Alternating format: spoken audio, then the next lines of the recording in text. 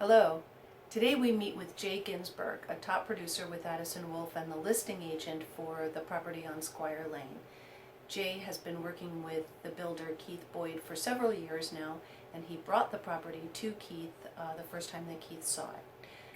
So Jay Ginsberg, tell me about yourself. When did you start practicing real estate? I got my license in 1974. I got my broker's license in 1986, my appraisal certification in 1988, and I've been practicing real estate full time all that time. Well, how'd you get into the business? When I got married in the 70s, my father-in-law was a realtor, a part-time realtor, and I decided to look into it, took my test, got my license, and bought a duplex, and off I went. And what's your favorite part of the business?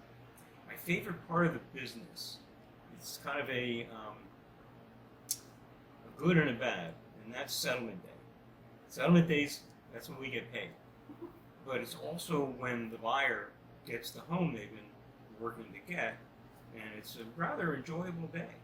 And it's a very rewarding day, and it's also a sad day because you've learned to like a lot of people, and now you don't get to work with them any longer. So it's a nice day altogether. Before we talk about Keith and your experience with this particular builder, do you have any advice for people who are getting into new construction, thinking about buying land, thinking about working with a builder? That will take a long time to talk about. Buying a brand new house, when you're having a custom builder build it for you, you have 100,000 decisions to make. And a lot of them are fixed in time that you have to do them by a certain time.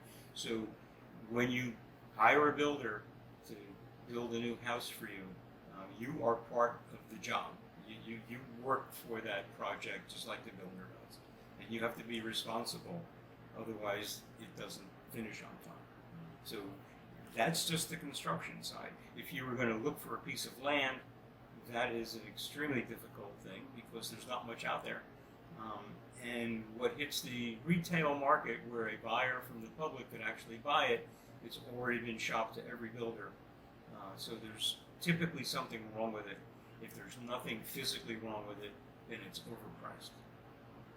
So it's a really tough game. What you should do is hook yourself up with a builder and let the builder find the property for you because they have more access to it than you would. The builder that you're working with right now is Keith Boyd from Barley Homes.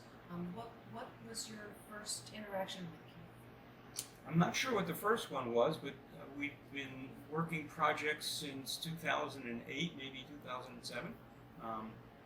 Keith is extremely easy to work with.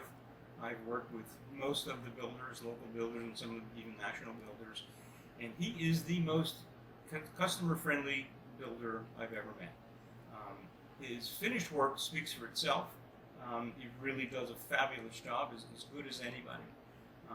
Neat, clean, and on time.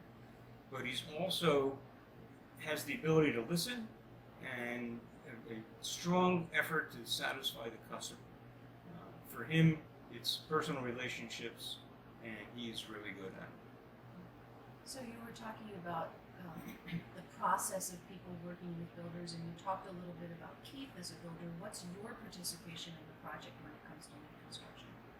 Well, it depends on the project, but typically I find the ground and figure out what's the right product for the ground, introduce it to Keith, see what his thoughts are about the right product, and then of course we have to analyze the marketplace and see if the product we're speaking of could actually be sold at a price that he could afford to build it, buy the ground, develop it. There are lots of money spent by the builder before he puts a shovel in the ground, and all of that's part of the expense, and therefore we have to figure all that out to see if a project would actually be able to be marketed successfully. So you brought Squire to Keith, you worked with Keith in his purchase of the property, and now that the property's been cleaned and secured, what's the next step? Well, the next step is what Keith's doing now is developing plans. He's got 3 sets of plans. The minimal amount of work on the property to get it up and be ready for market, a slightly adjusted floor plan and a small addition, and then something much grander. And I think what we've decided to do in this project is go with the largest, grandest, and that's because the lot itself is absolutely fabulous and can command a higher price from a discerning buyer who appreciates the spot. That's great, Jay. Thank you so much. You're welcome.